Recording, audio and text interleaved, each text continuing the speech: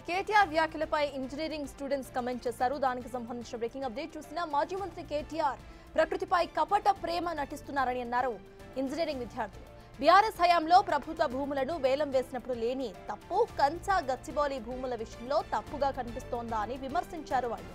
గతంలో వేలం వేసిన కోకాపేట భూములను ఎకో పార్క్ గా మార్చాలని డిమాండ్ చేస్తున్నారు. కంచె గచ్చిబౌలి భూముల్లో ఐటీ కంపెనీస్ నిర్మించి యువతకు ఉద్యోగ అవకాశాలు కల్పించాలని కాంగ్రెస్ ప్రభుత్వం చూస్తోందని కేటీఆర్ వ్యతిరేకించడం విడ్డూరంగా ఉందని అన్నారు. కోట్లాది రూపాయలు ముడుపులు తీసుకొని గతంలో ప్రైవేటు సంస్థలకు భూములను కట్టబెట్టారని ఆరోపించారు. KTR down down KTR down down KTR down down Save Neopolis save Neopolis Save Neopolis save Neopolis Save Neopolis Neopolis needed Neopolis needed Neopolis needed Neopolis needed Neopolis needed KTR down down KTR down down KTR down down KTR down down KTR down down KTR down down KTR down down KTR down down రక్షించాలి రక్షించాలి పర్యావరణాన్ని రక్షించాలి Go green Go green Go green Go green Go green Save Neopolis Save Neopolis Save Neopolis. ఇక మాజీ మంత్రి కేటీఆర్ ఇటు కంచెకి సంబంధించి ప్రకృతిపై చేస్తున్న కమెంట్స్ ని కపట ప్రేమ అంటూ కోట్ చేస్తున్నారు ఇంజనీరింగ్ స్టూడెంట్స్.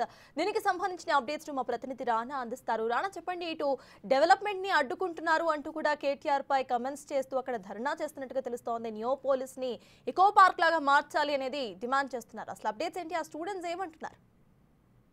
దాదాపు 40 మంది దాకా కూడా విద్యార్థులు పెద్ద ఎత్తున నియోపోలిస్ దగ్గర కోకాపేట పరిసర ప్రాంతాల్లో కూడా వచ్చారు.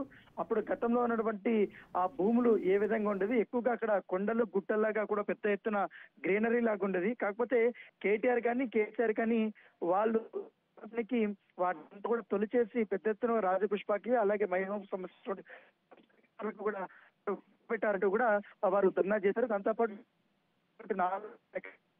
అది ఇప్పటికే డెవలప్మెంట్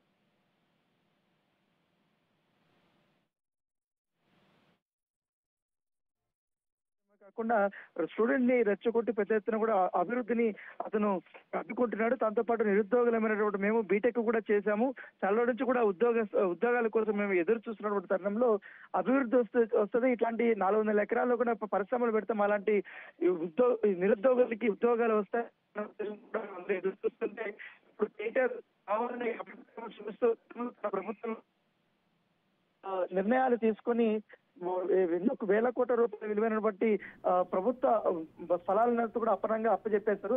ఇప్పుడు మాత్రం కొత్త ప్రభుత్వం వచ్చిన తర్వాత అభివృద్ధి చేస్తున్నట్టే కావాలనే ఇట్లా ఈ రకమైనటువంటి దుష్ప్రచారం చేపిస్తున్నారంటే కూడా వారు ప్రశ్నించడం జరిగింది. దాంతోపాటు ఈ ఎవరైతే ఈకో ఫ్రెండ్లీ ఉన్నటువంటి ముసుగులో ఉన్నటువంటి వ్యక్తులకి అందరికీ వాళ్ళు చాలా సూటి ప్రశ్నలు వేశారు.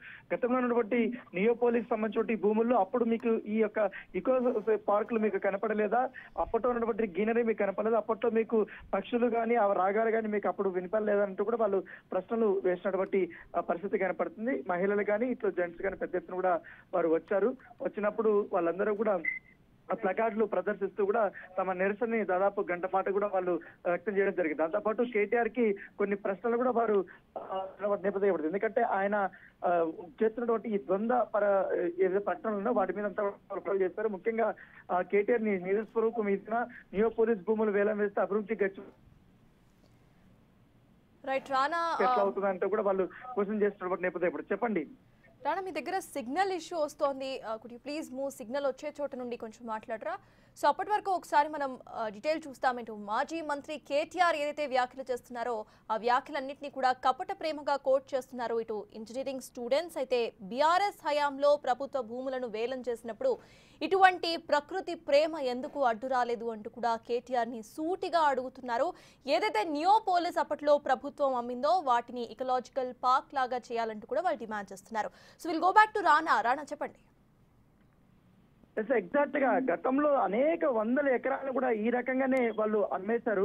అప్పట్లో నియోపోలిస్ దగ్గర వేలంపాట వేసినప్పుడు ఒక ఎకరం 100 కోట్ల రూపాయల వరకు వెళ్ళి పెద్ద ఒక రికార్డు ధర అనేది వచ్చింది. గతంలో ఉన్నటువంటి మాజీ ముఖ్యమంత్రి కేసీఆర్ కూడా ఇలాంటి చిన్న చిన్న బిట్లు 40 ఎకరాలు 30 ఎకరాలు 100 ఎకరాలు అమ్మితేనే ఇటు ప్రభుత్వానికి వేల కోట్ల రూపాయల వరకు సంపద వస్తుంది. సో రాష్ట్ర వ్యాప్తంగా ఇలాంటి భూములు చాలా ఉన్నాయి. వాటినంతా కూడా మనం ఇట్లా అభివృద్ధి చేసుకోవచ్చు అనే రీతిలో ఆయన మాట్లాడినటువంటి ఆడియోను కూడా వాళ్ళు అక్కడ ప్రదర్శించినటువంటి పరిస్థితి. ముఖ్యంగా పేరుతో పైగా సోషల్ మీడియాలో పెద్ద ఎత్తున ఇన్ఫ్లుయెన్సర్స్ తో కూడా కావాలనే వీళ్ళు దుష్ప్రచారం చేస్తున్నారు.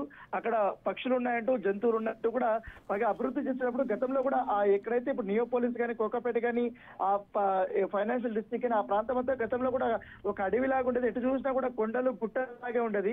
ఇప్పుడు ఆ ప్రాంతం అంతా పెద్ద ఎత్తున అభివృద్ధి చెందింది. పెద్ద పెద్ద ఎత్తున ఇంటర్నేషనల్ కంపెనీస్ అంతా కూడా ఇప్పుడు అక్కడ పెట్టుబడులు పెట్టి అక్కడ పెద్ద పెద్ద బిల్డింగ్లు కూడా అక్కడ లేపేశారు. ఏకంగా అంత పెద్ద ఎత్తున అభివృద్ధి జరిగింది. సో ఆ ఎస్యూ పక్కన బట్టి పైగా ఇటు గచ్చిబౌలి స్టేడియం కూడా ఉంది. అటు పెద్ద ఎత్తున కూడా అది అభివృద్ధి చెందినటువంటి ప్లేస్ లో అది ప్రభుత్వానికి సంబంధించిన భూములో పెద్ద ఎత్తున పరిశ్రమలు స్థాపించడానికి ప్రభుత్వం ముందుకు వస్తే మాలాంటి నిరుద్యోగుల యొక్క అవకాశాలను కూడా కేటీఆర్ కావాలని దెబ్బతీసే విధంగా ఇలాంటి కుట్రలు చేస్తున్నాడు. ఆయన ప్రభుత్వంలో ఉన్నప్పుడు ఒకలా మాట్లాడుతున్నాడు. తర్వాత ఇప్పుడు ప్రభుత్వంలో లేని తర్వాత అధికారం లేకపోయేసరికి కావాలని కొంతమంది అమాయక విద్యార్థులను రెచ్చగొట్టి ఈ రకమైనటువంటి ప్రకటనలు చేస్తున్నారు. ఖచ్చితంగా మాకు న్యాయం జరగాలి, ఎందుకంటే మాకు ఉద్యోగాలు అడ్డుకోవడానికి కేటీఆర్ ఈ రకమైనటువంటి ప్రయత్నాలు చేస్తున్నట్టు కూడా వాళ్ళు ఆందోళన వ్యక్తం చేసినటువంటి పరిస్థితి. Right, thank you Rana. Save Neopolis! Save Neopolis! Save Neopolis!